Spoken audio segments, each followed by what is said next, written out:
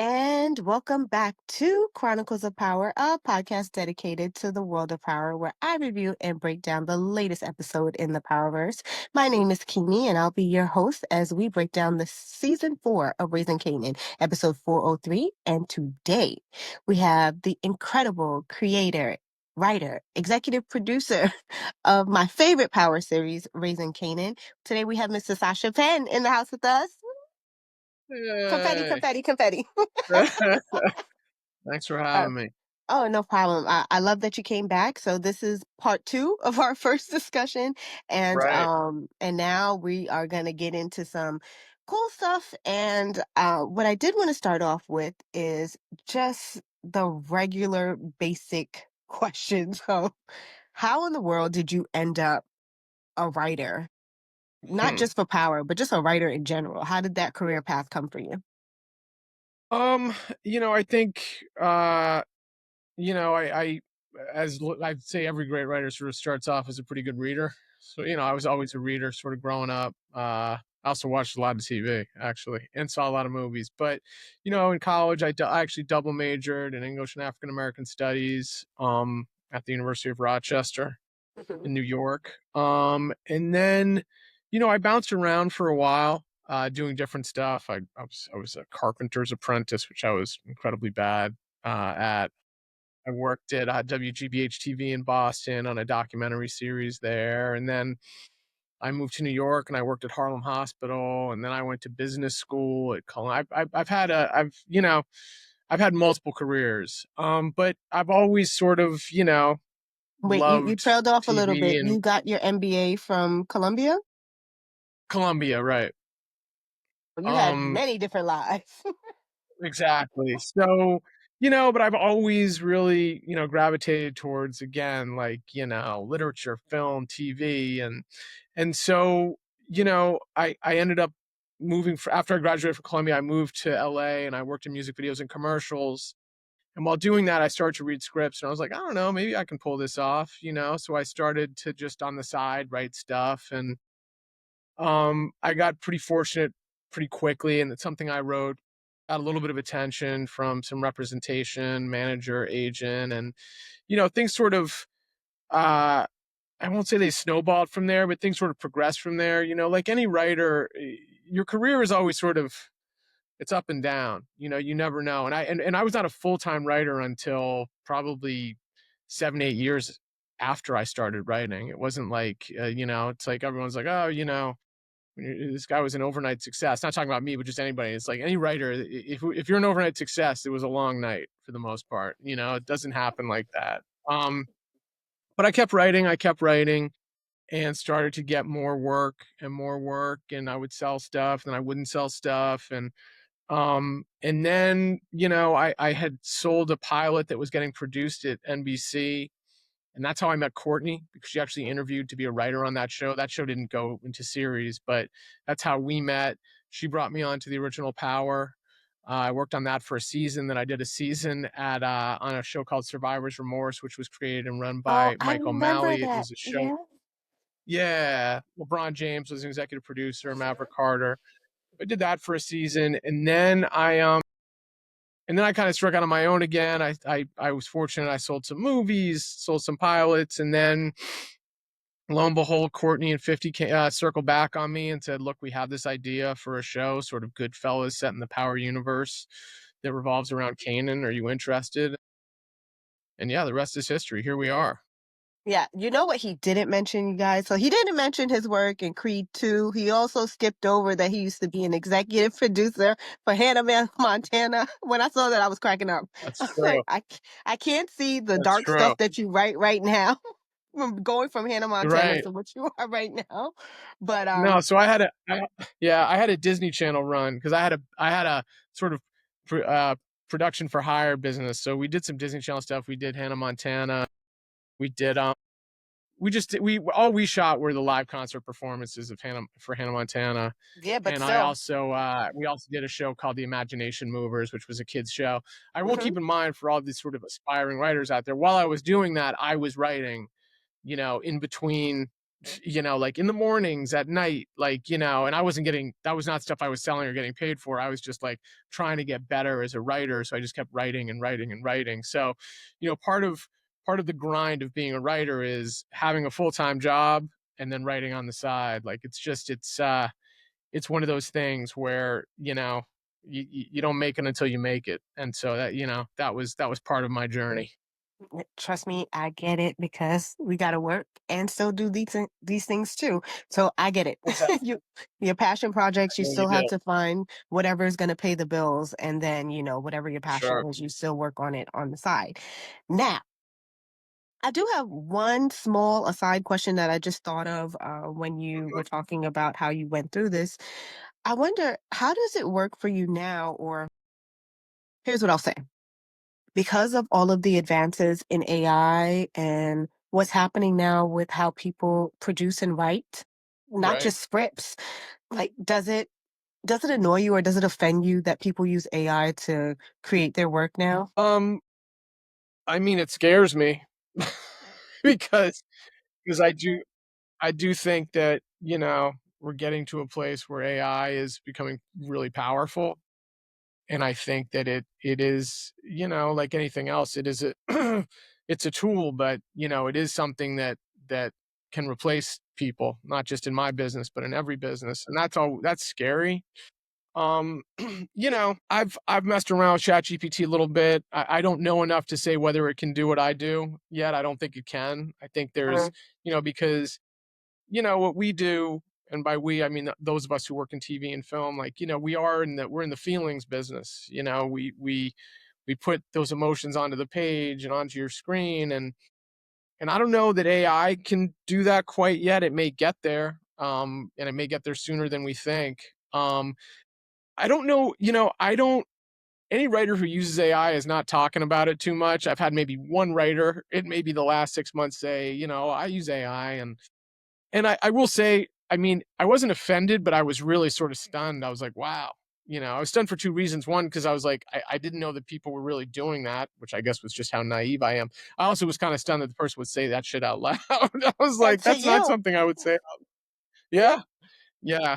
Yeah. Yeah, Um, I am but that luck, is I amazing. mean, yeah, I mean, there's a guy, his name is a filmmaker named Paul Schrader. He wrote Taxi Driver, and he's made some very sort of well-received movies over the course of his career. I think he's in his 70s now, and he was in Variety recently saying it's kind of a wrap on writers. Like, like he's used AI, and he asked it to generate like 5 ideas or some shit for something he was working on. It's like the ideas were all great, so I don't know. Maybe that's what it'll be used for. And I guess this is me sort of trying to be optimistic as sort of an idea generator, but I don't know. It's scary. It's scary. I mean, it's really, really scary because um, there's no version of the world being a better place if people like you and me are replaced by an algorithm. I don't think that brings us closer together, and I don't think that because I was actually I spoke at a junior high school yesterday,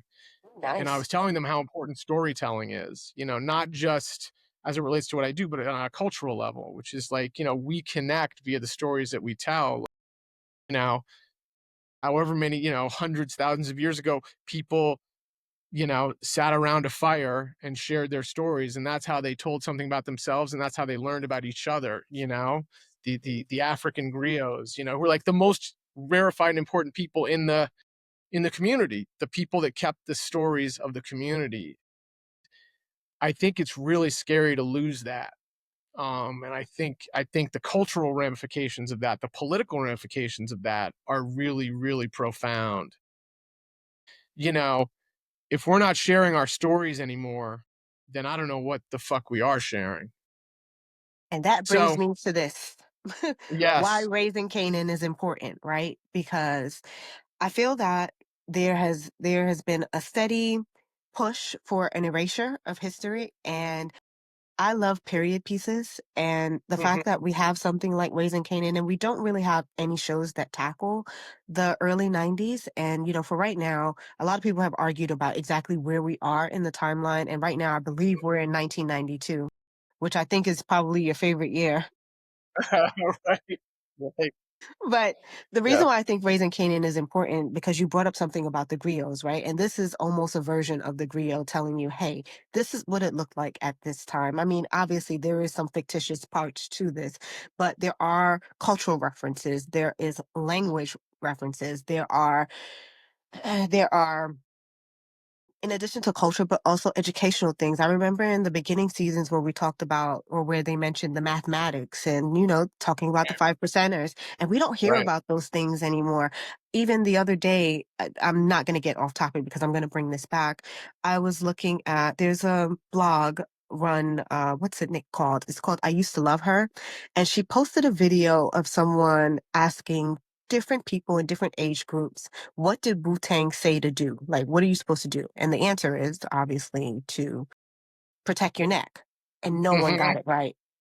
Right. No one. And it scared me because that brought me back to, okay, are we really teaching each other the history? Are we talking enough about things that happened? Are we just continually in a 24-hour news cycle where everything is hot for the 30 seconds or the day, and then after that we move on and go to something else? And then that brings me back to episode 1 of season 4. The title of the episode was Gangsters Don't Die. And I don't know if this is going to age me or just show that I know my hip hop history. I had a guest on the show and I was like, Gangsters don't die. They do what? And he had no clue what I was talking about. So I finished the lyric and I'm like, you never heard Reservoir Dogs? And they were just That's like, funny. no, it's not funny. It's scary. Like, Yeah. God, how do you not know some of these things? But, I understand that there is recency bias and there is recency bias. So I try to like give people grace with that, but I'm like, hey, we have to talk about things more, and that's why we have storytellers like you and Courtney and Albert and Naja and all of these great people who come in and put their finishing touches on this great show that we love. And that leads me to some of the mess Mhm. that's happening in the show. Okay, I want to start off with Rock because she has a lot going on and we're only 3 episodes in. Sure. Here's some things that we've learned about Rock, and I feel like we learned a lot about her within these past 3 episodes and the past prior 3 seasons. She has some, I don't know if trauma is the right word, but she has some sexual trauma there, right? Because we find out that she's had more than one or two terminations, right? We Mhm. also find out that she was a teen mother, and that teen mother thing was also precipitated with a intimate relation with someone who was her senior when she was a minor, and he was also a cop. So there's a power imbalance there, I Right. think. Yep. Does her like the question that I have here, sometimes I wonder if this is like me thinking too much into this, but I'm just gonna read it the way how I wrote it. And normally I try not to do that, but No, if it please. but here's what I have. Does her hold on, let me make sure that I'm doing this one right because this is in my character development part. So we find out that Rock has terminated other pregnancies and she was also engaged in an intimate relationship with Howard when she was a minor. Does her sexual history influence how she buries her emotions? I mean, uh, of course, the answer to that is yes. I think all of us are informed by our childhoods and our past, and we manage that in whatever way that we can. And in some cases it requires us to go into therapy. In other cases, we just sort of like bottle that up and it manifests itself in sort of unexpected and sometimes really problematic ways. And I think that's a lot of what the show's about, to be honest. It is about you know, the to your point, the past and what the past, what the past means and how it resonates every day in who we are and who we'll be. So for sure, you know, part of Rock's pathology is that she has a really traumatic past. I think her father also killed himself. She clearly has a troubled relationship with her own mother.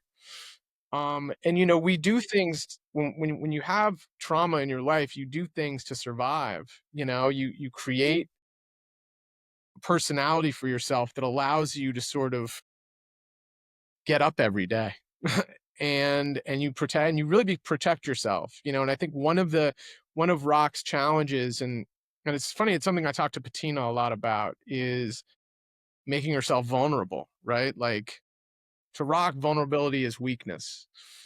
um Now, I don't believe that in my own personal life, but I know a lot of people who do, and that is her her her being incapable of being vulnerable is is part of the problem as it relates to her relationships with everybody. It's very, very hard. We see glimpses of it, don't get me wrong. It's not like she's, but more than anything, what we see is that, being protecting herself is the most important thing to Rock. And that's a tough person to have a relationship with. That's a tough person to have as a mother, and that's a tough person to have as a sister or a friend, because they don't Right. let you in too much. That's hard. Yeah, when you talk about this is a two-part question. Are we supposed Mhm, to believe the character and what they say, or are we just supposed to believe their actions? And here's what I mean by that. mhm, When all of the siblings were talking about their relationship with their dad, mhm, Marvin loves his father, but he also resents him for what he did. He was able to pick out what was great about his dad, but also didn't let what he did in the end influence his feelings about him. He's like, "Hey, I don't respect what he did, but I did love him. He was my favorite person." And the same with Lou. Lou is he admired his creativity, he admired his ambition to go after different things that he wanted to do. But then when we hear Rock's experience with him, she just says, "I was his favorite." Nothing mhm. else. She doesn't mention what happened to him. As a matter of fact, none of them really flat out say it, but she just says, "I was his favorite," and just leaves it like that. Like, are Mhm. we supposed to believe that that was just the extent of her relationship with him? Or is it just another example of her burying the vulnerability and just trying to push forward and put on a good face? I mean, I think first off, I'd say we all have, are you an only child or do you have siblings? Siblings. Okay, so we all have different relationships with our parents, and we all understand ourselves in relation to our parents differently. Mhm. Um, Now, specifically as it relates to Rock, I think, yeah, I think with Rock, there's a real hesitancy to ever sort of talk about her feelings. Mm, And for her in that moment, I think her saying, "I was his favorite," that's how she chooses to remember him, and that's how she chooses to remember her relationship with him. You know, um, because I think, you know, and look, here's the thing, I just write this stuff, and it comes out of my head, and there's parts of me that are on the page, but there are parts of this that aren't knowable to me. I saw this clip on Inside the Actors Studio um the other day where Steven Spielberg was on, real old. James Lipton I was said about to to say, him, yeah, I didn't even know Inside the Actor Studio still came on, but yeah, it was real old, but James Lipton said to him, "Your dad was a computer scientist and your mother was a musician.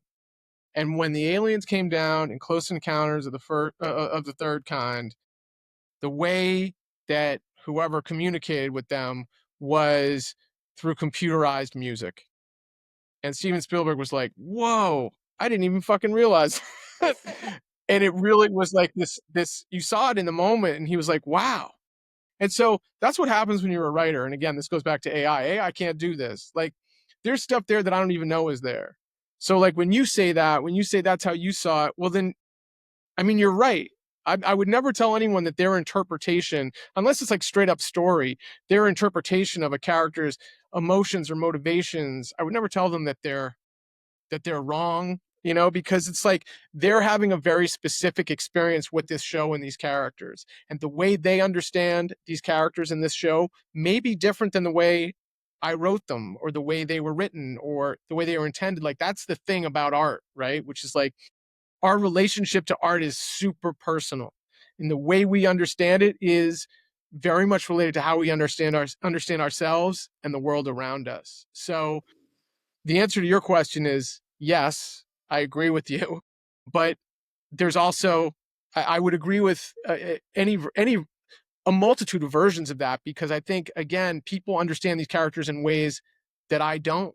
Patina does, London does, Mackay does. These are the conversations we have on set all the time, and everyone. And I think Mackay was on Sway in the Morning, and he was sort of talking about his own personal relationship to the character of Kanan. So he brings something to Kanan that certainly wasn't there on the page, right? And so that's kind of like, that's the, for lack of a better way of saying it, that's sort of the magic of what we do, which is like everyone brings a piece of themselves into this, including the people, including the audience. If that makes sense. That was actually probably one of my questions, but that I was going to ask that later on because we had last week we had Erica Woods who plays Pop on the Yep. show, and she said something similar to what you're saying. And I always wondered whether or not writers were very stringent in how they write characters, or if they are open to the actors' thoughts and I guess portrayal of the character, whereas they make up the backstory, or they have input in some parts of the lives that isn't necessarily on the page. And she mentioned something along those lines. She's like, when I think of Pop, I think that she's alone and she found solace in her husband, and the people that surround her are her uncles, and she thinks of her as someone who is stronger than Rock because Rock has a lot of holes in her armor that she isn't willing to, I guess, come to terms with because of the relationships that she has, the way how the relationships are faltering around her. And I was like, Right. "Dad, I never even thought of it that way," because me, I always thought if I had to put those 2 in a room, I always thought that Rock would come out. She was like, "No, she wouldn't. Look at who's Oh, around interesting. her." Yeah, she said Interesting. she said, "The brothers are drunk. She can't trust her son. The other one is doing stuff behind her back. I can definitely get in her head." And I was like, "What do you think I about mean, that?" so again, like, yeah, I mean, look, I think it's what I would say is this: in a macro sense, the actors, at least on Raising Kanan, I can't speak to any other show, but the actors on Raising Kanan have complete latitude to sort of like explore the character and understand the character within the context of themselves and their, again, how they see the world. Absolutely. And of course, Erica and Patina, every actor on the show brings some personal piece of themselves. Now, in a micro sense, in terms of a scene, you know, then there's a little less latitude, which is like when we're shooting a scene, there are specific things that I need to get out of the scene emotionally and from a story perspective. So on set, it's probably a little bit more, for lack of a better word, rigid. But Oh, okay. what Erica just said there makes total sense. I mean, I'd have to think about what that, it's like in a way she sort of pitched a scene to you. It's like, well, if Rock and Pop were in a room alone together, who comes out? I'd have to think about what that scene looks like. I mean, I certainly think that they are both incredibly formidable, and I don't know, frankly, who's the winner in that scenario. I really don't. Um, I Okay. think that yeah, yeah. I think they both have tremendous, power uh and presence. And I think, you know, I think they're both strategic in many ways. But yeah, I mean I think look, it's that's part of the fun of this show and this power universe is just sort of like imagining these characters and the conversations they might have with each other that we never see. So yeah, interesting. That is interesting. So I have one more question about Rock because of the whole dinner scene that we had last night. Mm, Um, and we've been conditioned with dinner scenes in Power for them to be pretty explosive, but right. um, does she feel does she feel neglected or even abused by her mother? I'm just trying to figure out what exactly her gripe is at this point. I think she does. I think she does, and I think she feels manipulated by her as well.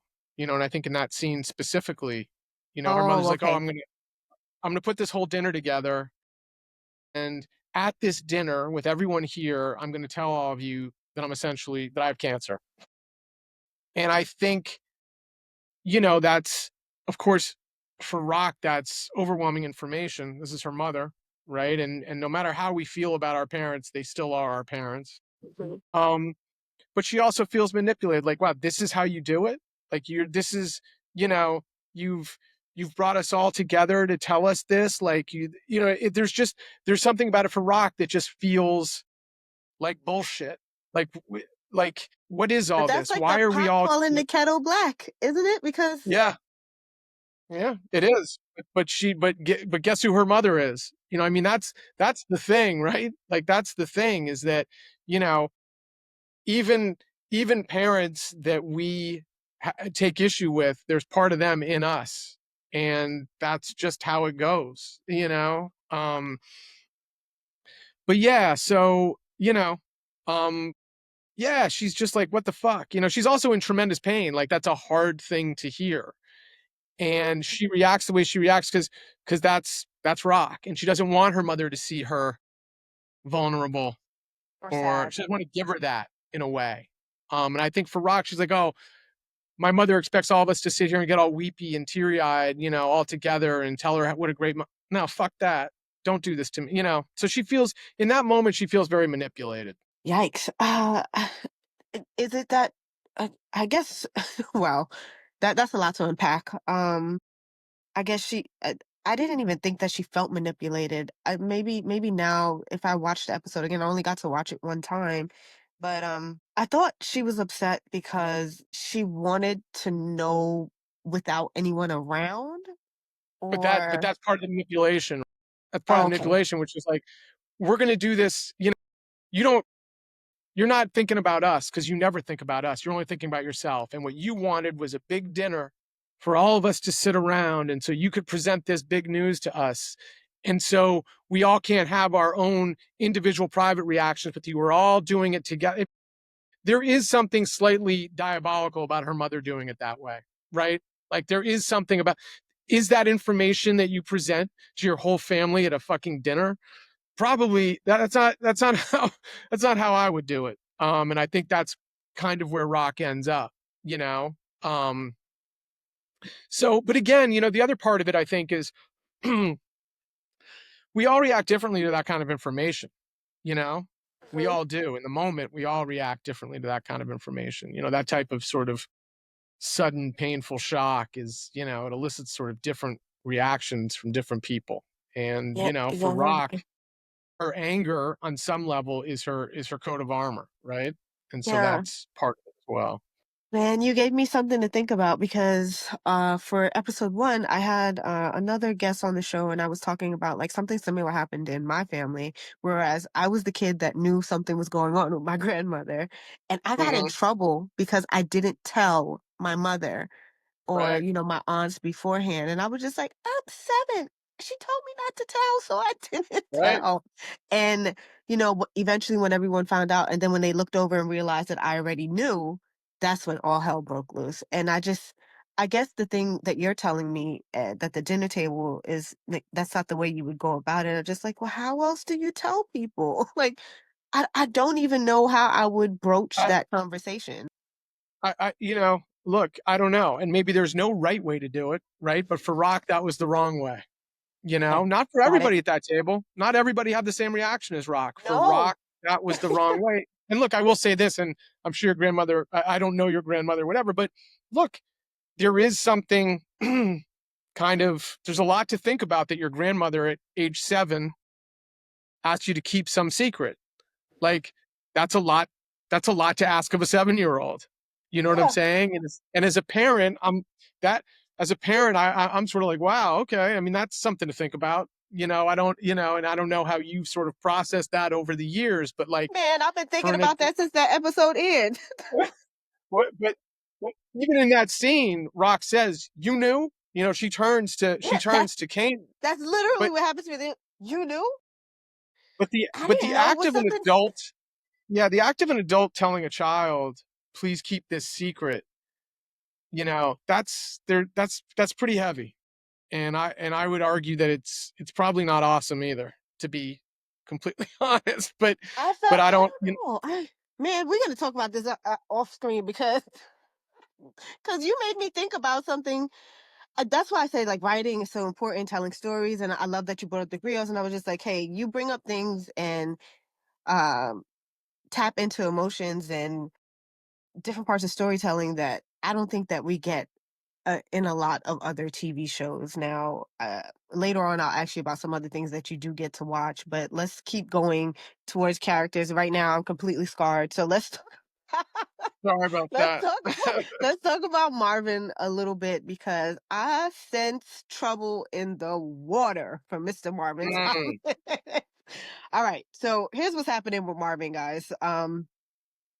Marvin, like I've explained tons of different times, and Sasha, you can correct me if I'm wrong, he has some sort of power or ego imbalance in his head where he is currently trying to come to terms with him being the older brother, but him not being at the head of the hierarchy in terms of the business, and that he has to answer to his sister, which is why we end up seeing things like him operating outside of work with his sister and doing side jobs for Stefano. So mhm, far we know that. And if there's anything that I know about power, I know that we separate people in order to make it a problem later. So the reason why he doesn't tell Rock that he's working for Stefano, because he wants to be his own man in a sense. And he right. even says to Stefano, "Oh, well, I don't have to check in with Rock to do what you're asking me to do." But I think that he may have taken the wrong approach here, Mhm. especially with lying to his sister in this recent episode because someone saw Saw Stefano Marvin and leaving Stefan. Marvin, Yeah, right. yeah, yeah. So saw Marvin leaving Stefano's house. And I wonder, does Marvin ever consider let me step back a little bit. When we first met Marvin, older Kanan describes him as never missing an opportunity to miss an opportunity. And that has stuck with me throughout every scene that he's probably in. Mhm. And does he realize the opportunities that he is foregoing by lying to his sister, or does it all come to him too late or ever come to him at I all? mean, look, I don't know that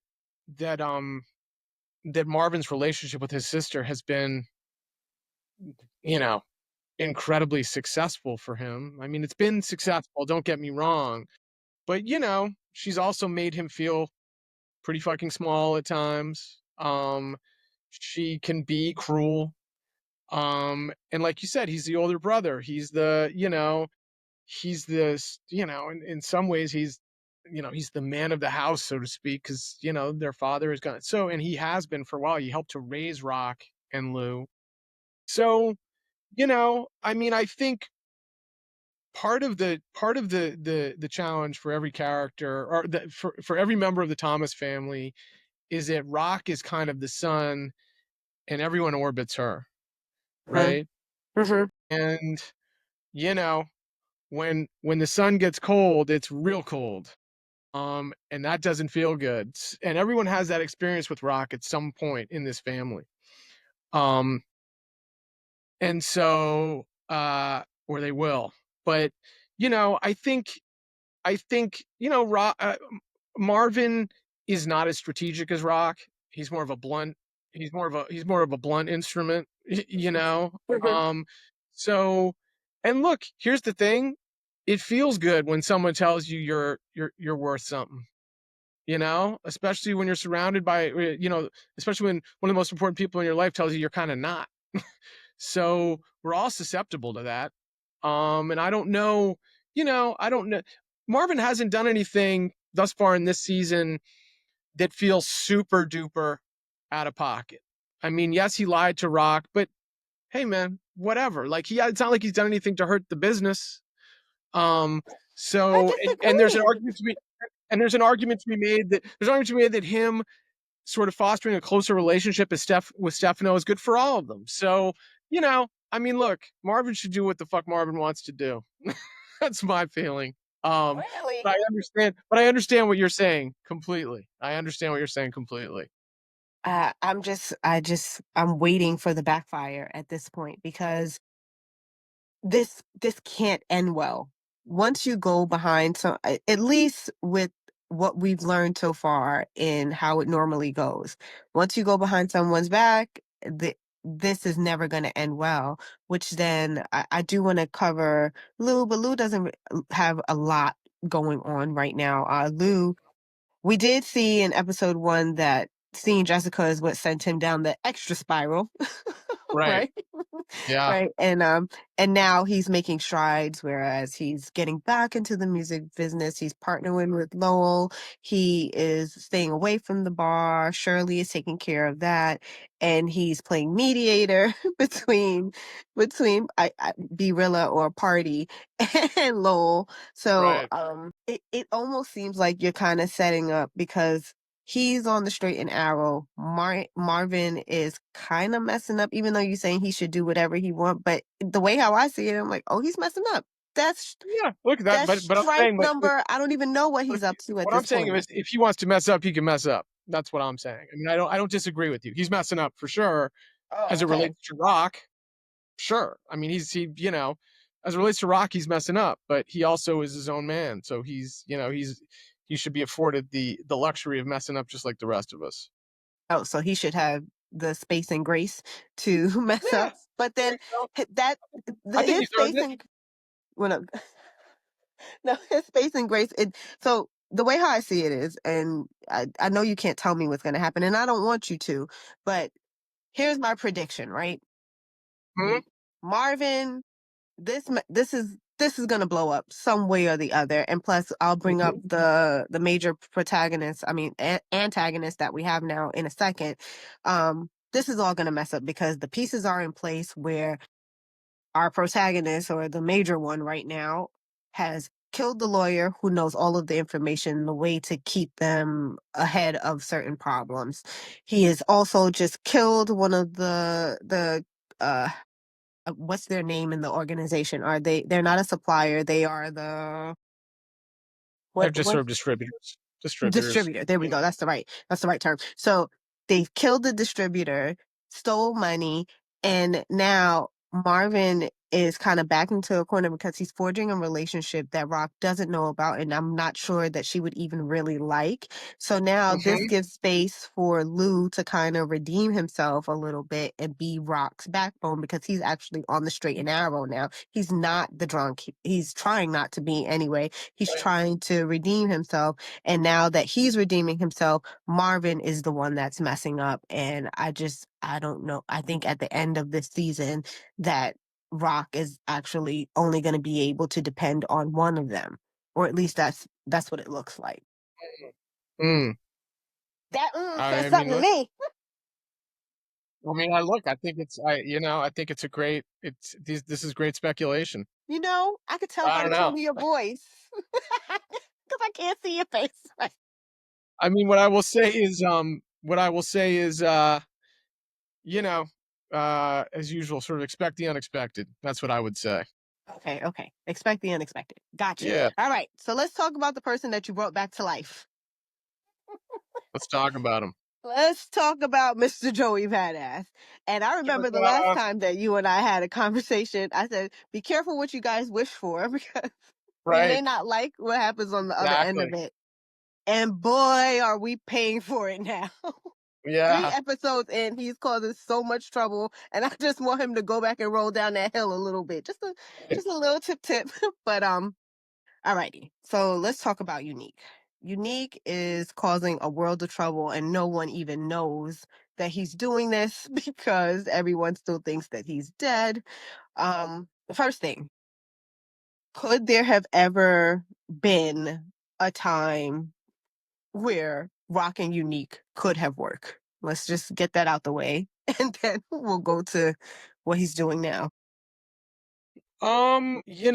Again, it's like I'm always so hesitant to to like say definitively one way or the other because I don't, you're I could say one thing and you could make an argument complete opposite that makes a ton of sense to me too. Like it's really, I mean, in terms of, you know, do I think they could have made it work? I think Mhm. on some level they could have. I'd like to believe that. I mean, relationships are hard. I think they're especially hard when you have two sort of alphas in a relationship in a way like they are. Um, but yeah, I'd like to believe that they could make it work. I love both those characters, and the idea of them together is really sort of exciting to me and interesting. But I also think it's super problematic and complicated for obvious reasons as well. Because they're no matter what, they're competitors. And you never really get past that competition. The competition thing is just crazy, right? So you just sort of never get past all that. Mm. Okay, so let's put something to rest. Can we put to Okay. rest that Unique is not Breathe? I mean, I can't speak to that at all because I don't know. What do I But know? you wrote it. I know. God, I wish I. And I know. What I will tell you is, like I've always said, this series, when it ends, whenever that may be, will tell a complete story, and it will tell the story that it was supposed to tell. In terms of who Breeze is, you know, uh, it, we'll find out, or we won't. That's the thing, because these guys are young. So we'll see. But I listen, I think I see a lot of that speculation and a lot of the people who make the argument that there's a real compelling, they're very compelling arguments. People are really smart. They have really good ideas. I mean, even, like talking to you, it's like I'm so impressed by your thoughts and speculation, whatever. It's like it's really, it's great stuff. So don't Thank you. stop. That Yeah. I mean, you still ain't answer my question, but it's all right. I'm gonna keep going. Okay, I'm good. gonna keep going. I'm gonna keep going. All right. So I do think people make compelling art. I don't think that they're compelling at all, considering what we know of the Okay. Well, character. that's fair Right. too. Yep. I think that they are misguided. I think that maybe they didn't watch the original one, the original Okay. Power, because what we Yep. know of that person doesn't seem to fall in line with the characteristics that we know of Unique so far. And just in terms of age, timeline, it just doesn't seem to fit for me. But I know that you are a great writer and you have a great team of writers. So I'm curious to see how this all works out in the end. Okay, great. Um, this question, I'm not sure if you answer, so if anything, we can edit it out. But you just said you don't know when it's going to end, but we know that season 5 has already been shot. Is that not the last season for Raising Kanan? I don't know what the last season is until they tell me it's the last season. You know what I Okay, mean? okay. No, no, no. I So didn't mean it in like a rude way because I was like, oh, I thought no, no, they no, and just I'm did not more. taking it in a rude way at all. Oh, okay, I'm just okay. saying, like, you know, uh, these are things that we were always talking about and whatever. And I think, I mean, look, what I will say is about my good friends at Stars is they will absolutely, I know them, and they will give me an opportunity to end this show the way I want to end it, whatever that looks like. So, when, you know, when it's over, what I will promise everyone on who's listening is that the ending will be a satisfying one, in terms of it will feel like, again, we have told a complete story. That makes me think. Okay. I like that answer. No, no, no. I think that's a good one. Because I was under the impression that we were gonna do. Obviously, we're in season 4 now. Season 5 is already shot and in the can. And then they told us last year, in 2023, that there was maybe another show coming, Origins. So I thought that that was going to segue into Origins, but I'm guessing I I mean, am look, wrong. I think what you're saying makes a ton of sense. It's just the timing is where, I mean, Origins has obviously not been written yet. So, Oh. you know what I'm saying? Mhm. So, until yeah, I mean, so that's, I mean, I think Stars fully intends to do Origins, and and I'm part of that, but it hasn't been written yet. So, we'll see what happens. But I think what you're saying there is accurate, which is that Raising Kanan on some level informs Origins. I like that answer too. All right. Okay, good, good. I feel like I'm getting some goals here. All right. Okay, let good, me keep let me good. keep going. I only have a few more and then I'll let you go. Um so back to Unique. Sorry. We I got Mhm. sidetracked for a second. My bad. My bad. All righty. So Unique now, he is our main protagonist. And he is causing a world of trouble, and he is doing something that we always see in power, whereas someone acts on very limited information without talking to the people that they should be talking to in order to get the right information. Because right now, Unique has in his head that that Rock has set him up, Right. because she has a track record of doing this, and obviously he was in and around the area when Howard was killed, when Ronnie was killed. Um, but I wonder how he comes to this conclusion, not just with the seed that Early puts in his head and says, "Oh, well, maybe she put him up to it," but I would think that because he has spent time with her and he had the fight with Ronnie, that there will be something that clicks to him that says that she may not have anything to do with this. Or maybe you can take me through what Unique is battling at this moment. Well, I think there's a couple things. I think Unique is first off, he's dealing with his own he's dealing with his own issues as a result of the injuries that he's sustained. So it's safe to say he's not thinking entirely clearly. So I think we give him some space for that. But I do think that if you look at Rock's track record, you know, she does have a track record of having romantic relationships with people who she later betrays and then she takes their business. And if you look at what she's done here, she certainly has taken over the business that Unique was building. So I think at face value for Unique, it's like, wow, that was fast. She doesn't seem to be mourning me for too long. She's already moved in. At the same time, he doesn't know the context behind or the circumstances surrounding Ronnie being killed. So to him, it's like, oh wow, Rock and Kanan have killed Ronnie, who probably would have taken over Unique's business, right? In his mind, but now Ronnie's gone. So maybe this whole thing has been a conspiracy hatched by all of them to supplant me, get rid of me, and take my business. Now, your reaction to that is probably like, well, that seems pretty crazy to me.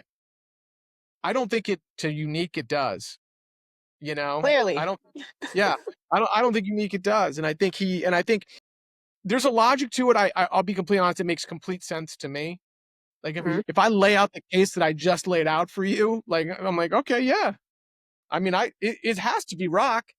As usual, Rock is sort of the last woman standing. You know, Howard's gone, Ronnie's gone. There's Rock. You know, and so I think Unique can't help but think to himself that she betrayed him. Because again, like if you just look at the evidence, it's like, what the fuck is going on here? You know, what what happened? It's almost like a greater leap to think she didn't have anything to do with it, to me. Really? Even though his brother beat brain matter out of him? Like, and Well, threw him but down I a think hill? in Unique's mind, Ronnie was working with Rock at that time. Oh, okay, okay, okay. He was in business with Kanan already at that point. And in Unique's mind, Kanan is just an extension of Rock. Mm. So And he that's doesn't part of know the that there's math. a separation there. Now, that's part Mm. of the math that he's doing.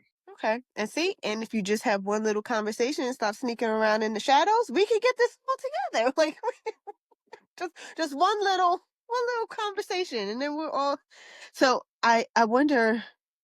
Oh man, Tad, I wish we were a couple episodes in because I want to see what the big reveal is when they find out that he's all alive. Yeah. Well, yes, I can come back. I can come back. Oh, poor Marvin. Marvin's gonna be pissed. Mhm. Alrighty, let me see. Oh, the other question about Unique, and then we'll wrap up. Is Unique? I remember you told me that Ronnie was only supposed to be for one season, or am I remembering this wrong? Because to me, it I kind of think, I seems mean, like yeah, I mean, yes, you are remembering yes. that correctly. Okay, Yes. okay. Is so then I guess this question doesn't make sense then because it kind of seems like Unique is almost taking on the role of a Ronnie right now. Like he's almost kind of like mirroring his actions, like stalking in the corners, doing things in the shadows. Like Yeah. I it's mean, yeah. yeah. I mean, I look. A lot of people have said that to me that Unique's become Ronnie. I mean, yes Mhm. and no. No, Yes and what's no. the I mean, no? I think Yeah, I mean, I think, look, in the broadest sense, is he stalking people and doing crazy shit? Yeah, but I think he's still unique. He's still he's a different guy. And again, like we're 3 episodes into season 4. I think there's a lot of runway ahead of us. So Okay. a lot will Pace happen. ourselves. Pace Yeah. ourselves. Speaking Yes. of pacing, let's address something that's been bothering me. Okay. Let's talk to the people. Oh, okay. Good. We Good. are only people. We are only 3 episodes in. They not gonna kill everybody in the first 3 episodes. We are Yeah. telling a story, okay? It's not all gonna come together right now. They gotta build. It's like building. You know when you build a house, it's like you have the foundation. Actually, you got to find the plot first, right? Find the Right. plot. Exactly. You Right? got to find the You got land. got to find the land. Then you got to find the materials. Then you got to make sure. Then the inspector has to come through, make sure everything's okay, and then we can build on it. So, guys, it's coming. If you're waiting for the boom, it's coming. The, Yeah. the I mean, finished product is coming.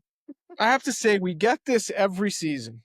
I mean, Everything. every single season, it's always the same thing, which is the first 3 episodes. Oh, Raising Kanan is weak as fuck. I mean, I see this. It's like and look, to a lot of people's credit, there are a lot of people who don't say that. And I think there are a lot more people who don't say. But what I will say is like, you know, and maybe it's because Power set a very high bar as it relates to some of this stuff. But this show has always been a show that's more of a slow burn, Mhm. and it's also a show. And look, Power was too. I mean, look, what Power and Raising Cane really share in common is they're character driven. And Mhm. like we really want you to get to know and care about these characters. And what I will tell you is, in this season, in my opinion, the most significant and sort of, momentous event and scene is one that is purely an emotional one. Mm. It's not like, shots fired, this, that, the other. It's a character who is grappling with some incredibly heavy emotional shit. And I just want to be clear, like that's what. Now, don't get me wrong. We don't. It's not like we don't have all that other stuff. We do, and we will, and we always will. But this show has always been, and I say this all the time, it's always been a family drama. And that's what it is, and that's what it's always gonna be. I hope that you care enough about these characters enough to sort of, be along for that ride. Because I think it's a really worthwhile ride. Mhm.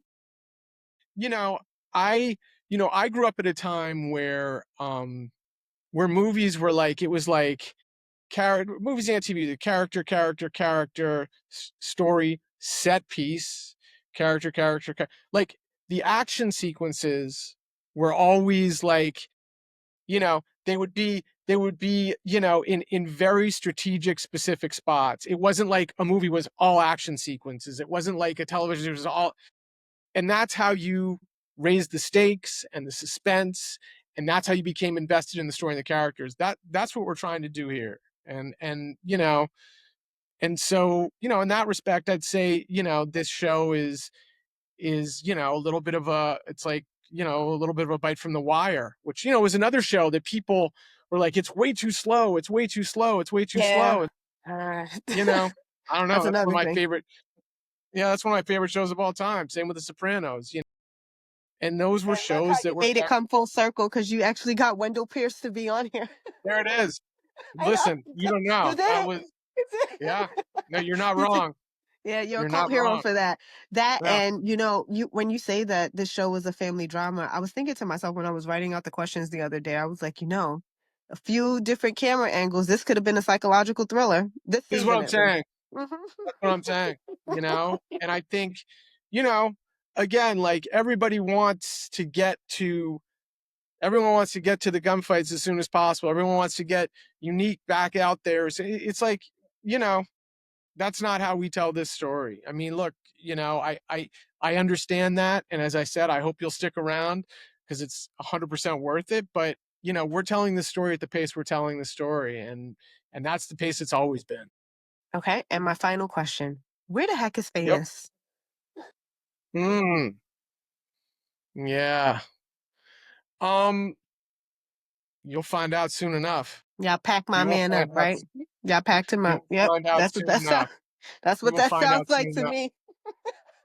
All righty. But yeah, I mean, yeah, you'll find out soon enough. Let me just say before we sort of part ways here, I again, and I just want to thank you so much for caring about these shows the way you do, and for really, like, flying the flag in the way you have. It's super meaningful. It's like, um, we really, and I speak for everybody involved in this show, we really appreciate uh, all that you've done and continue to do, and the fact that you've been so invested in this story that we're telling, and so, you know, thank you so much, and yeah, it's just been really, really great, and you know, we're just grateful.